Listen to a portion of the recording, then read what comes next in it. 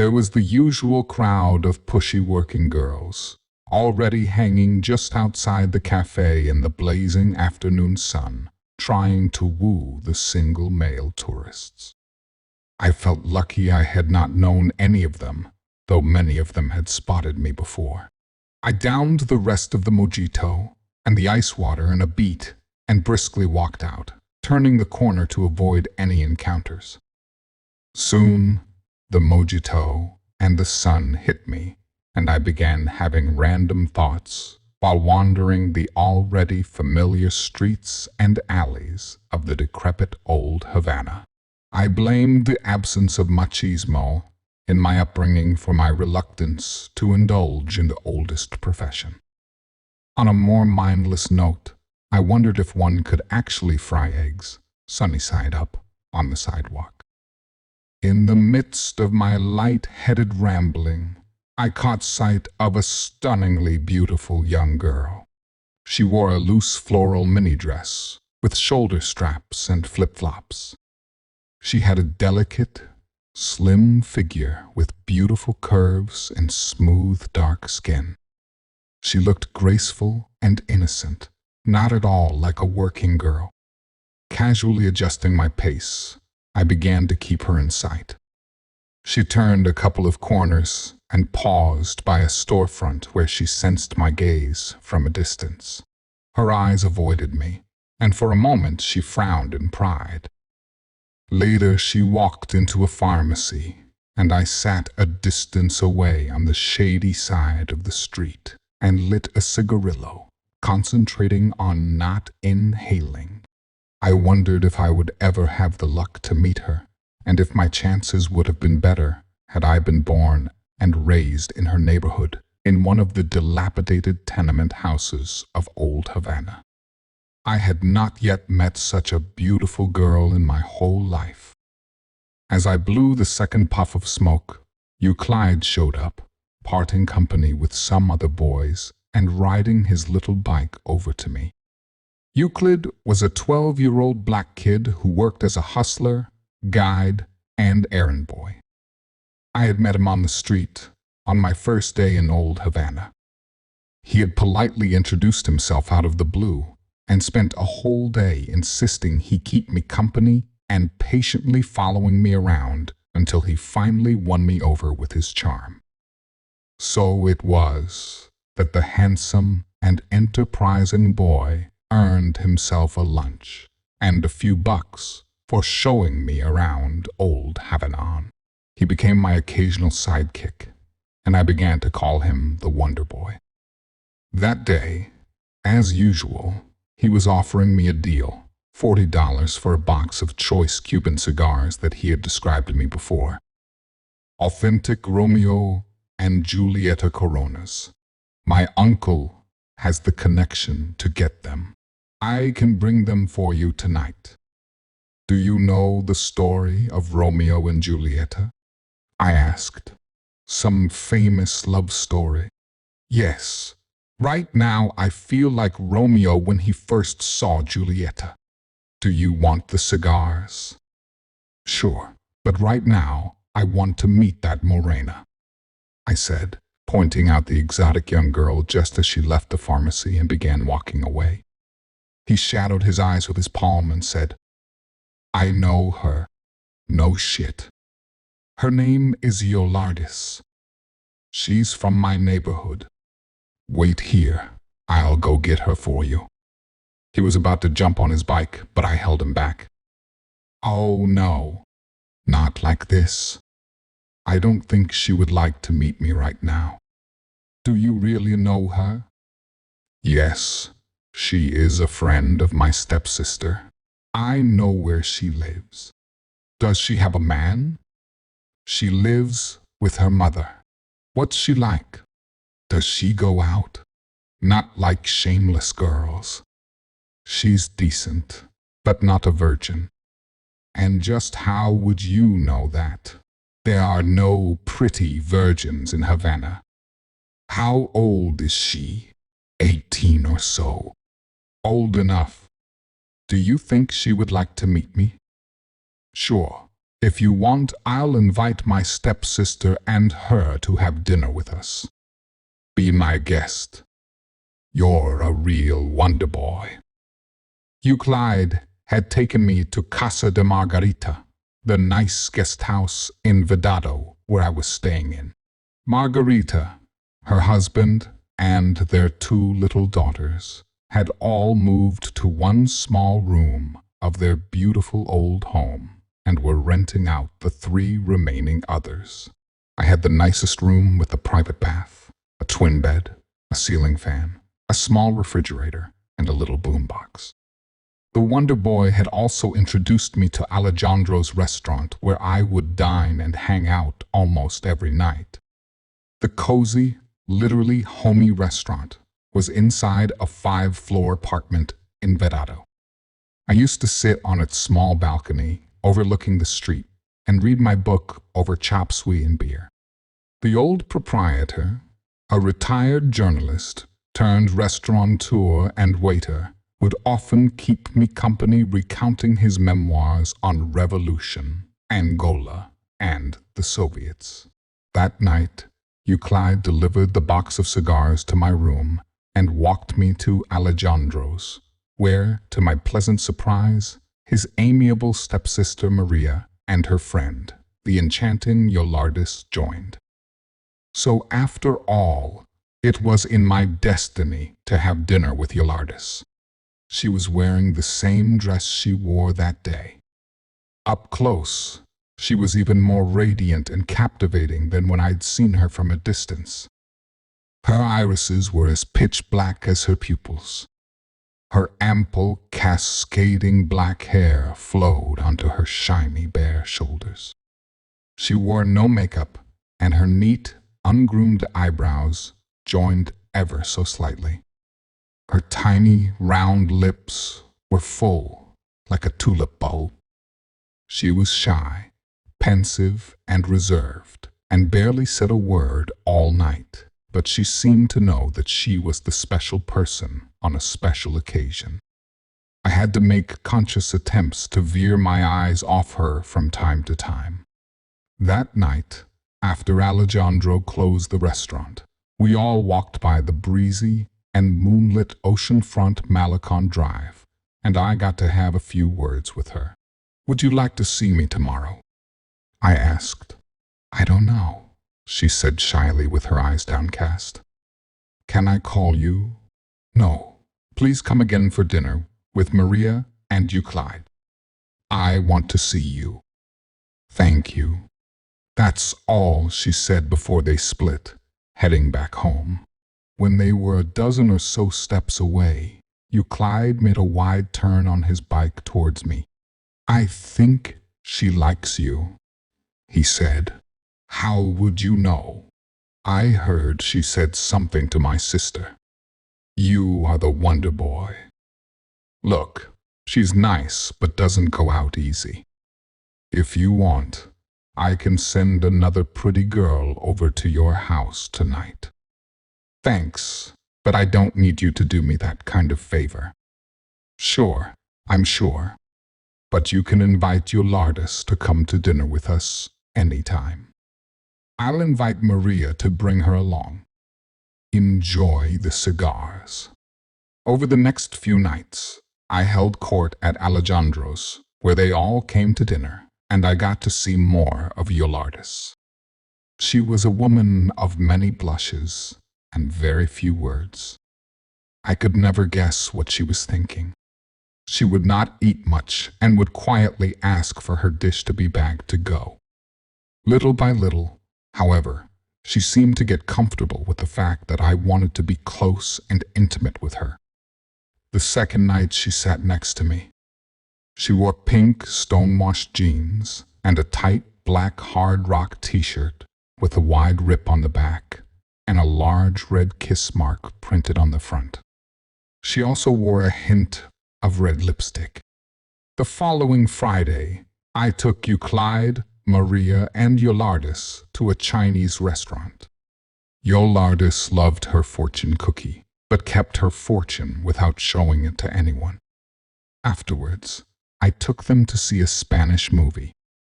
In the theater, Yolardis sat next to me, and in the middle of the film, she put her head on my shoulder and closed her eyes. I could not tell if she actually fell asleep, but I felt preciously touched and kept still. That night, we took a slow walk on the Malecon, and when we passed a dark stretch, she suddenly stopped, held my hand, and whispered into my ear that she could go home with me. At the guest house, we tiptoed to my room so as not to disturb my hosts. When I turned on the lights, she disappeared in the bathroom and took her time in the shower. When she reappeared, she was naked. She left the bathroom door slightly ajar with its light on and swiftly turned off the other light and came to bed. I looked at her silhouette as she took an eternity to tune the boombox to a station playing soft romantic sun. Then silently she cuddled up next to me and rested her head on my chest for a while. I felt her warm, silky touch for the first time. I held her for a bit and slowly began kissing her forehead, shoulder, and lips. She had the sweet scent of my lavender soap. I touched her back and thighs and kissed her breasts. She quivered when I entered her, and we made love. She was quiet and tender at first, but suddenly she became passionate. Yolardis was full of surprises. After our intense lovemaking, she quickly put her panties back on, turned on the light, and spent some time quietly examining my naked body and my genitalia with the curiosity of a little girl who had just undressed her doll for the first time. Then she went to the bathroom again for a long time, while I waited my turn in discomfort. When I left the bathroom, she opened a can of beer from the mini refrigerator, lit one of my cigars, and, as if I was not there, began going through my things that were strewn around the room. I thought maybe she was looking for evidence of other women. She found my open backpack in the closet and carefully went through all its pockets and compartments. I did not have much to hide. As I lay in bed watching her, she found my passport and stared at my picture and my name for some time. Then she found my wallet and carefully examined my bit of cash, traveler's checks, and plastic cards. I told her that I was not rich by any standard outside of Cuba. "No pictures?" she asked. "Sorry, I did not bring any." Then she turned the light off, snuggled next to me in bed, and, resting her head on my shoulder, drifted off. When I woke up, Yolardis was still asleep. Through the small window, high above my bed, another hot and bright day in Havana poured in. In the daylight, I examined her perfect body inch by inch. She only had a couple of vaccination marks on her arm and a tiny scar on her knee. Sweat was forming on her body like dew on an orchid. I took a shower, and by the time I was done, she was already dressed and anxious to go. Before she left, she said, "I have to stay home tonight. I will come by tomorrow afternoon. I'll be waiting. Now listen carefully. No woman for you tonight, understand?" That day, I took a taxi to the beach and stared at the blue sky and the low clouds on the horizon. At night, I stayed in and read. When I went to bed, the unchanged sheets had her scent. She came by the house the next day, shortly after noon.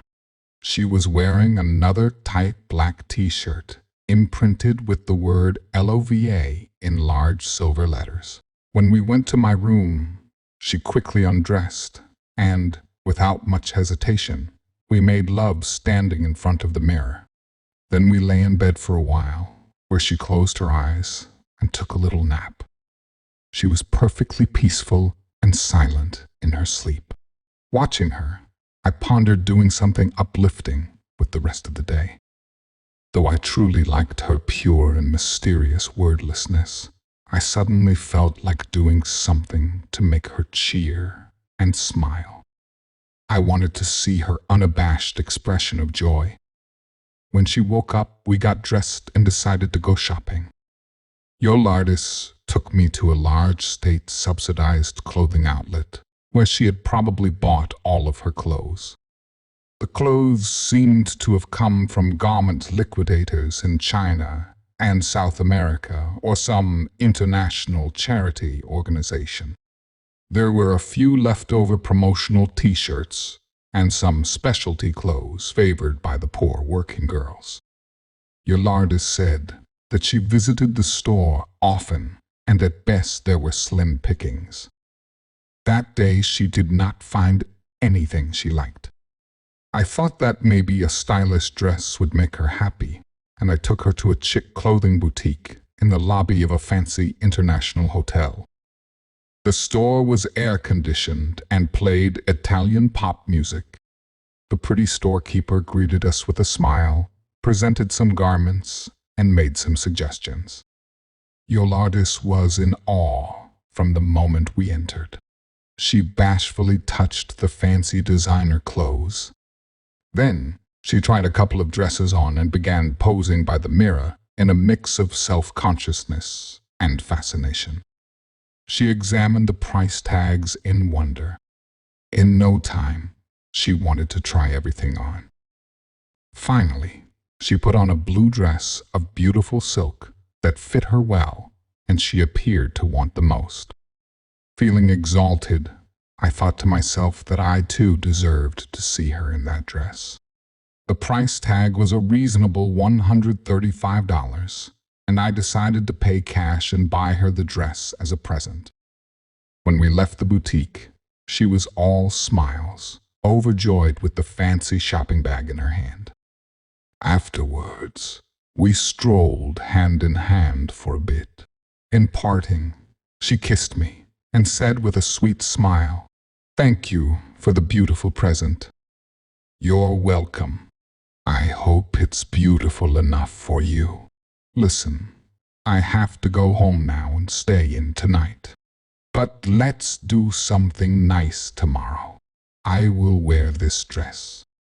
We can go to a very nice restaurant or a nightclub.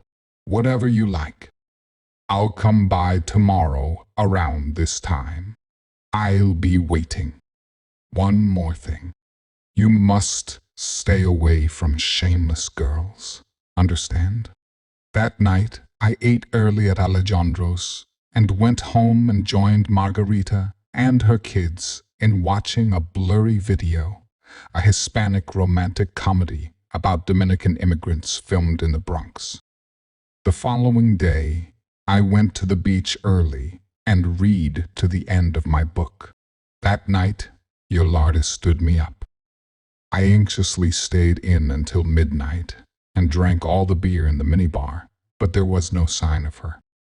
Then I decided to visit the shabby local bar and get drunk on rum. The next day, just before noon, a knock on my door woke me. The housemaid told me that Yolardis wanted to come in to see me. When she arrived, I was badly hungover, and she looked somber and sad. She was wearing her kiss print t-shirt again. She sat next to me on my bed, her eyes downcast, and said in a sad voice, "Listen carefully. I am sorry about last night, but yesterday I had a big problem at home." "What happened?" "I could not wear your dress last night. I was very upset, and I did not want to see anybody." "Understand?" she said as her eyes welled up. "But why?"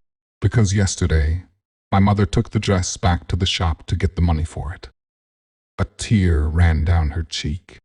She paused silently for a while and said, "My mother said I could not have that dress when in our house we don't have enough food to eat." I held her as she broke into a silent sob. I did not quite know what to say. I told her that the dress was not a big deal, and she had no reason to be upset. I wanted to tell her that I would buy her another dress, or that she could depend on me for anything, but I held back as it was not going to sound right. Instead, I said, "I'm so sorry. Please don't cry. Whatever I can do. I have to go.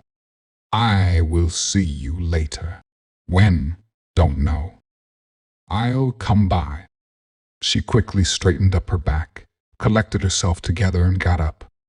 After a brief and pensive pause, wiping her eyes and staring at the floor, she said goodbye and left, closing the door behind her. I sat on the bed for a while, silent and confounded. As it turned out, that was the last I saw of her. She did not call on me again. For a few days, I wondered what had happened to her. I saw the Wonder Boy once more when he brought a new batch of working-class Italian buddies to Margarita's guest house. He seemed busy with his new clientele, and when I asked him about Yolardis, he said he had not seen her, but in time he would find out. In the end, I decided not to stress myself looking for her.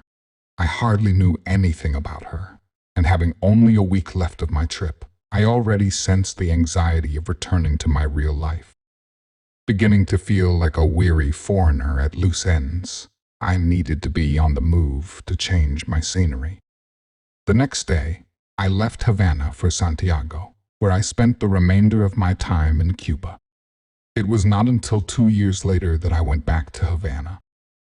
Leaving the airport, my backpack was next to me in the back seat of the taxi, and in my hand, I held the address card for Casa de Margarita. This time, thanks to the card, I had managed to prove knowledge of where I was going and was spared the hassle of having to pick up and prepay for a state-operated hotel at the airport.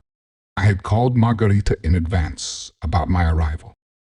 To my delight and surprise, she remembered me well as the guapo Americano and had promised me the same room.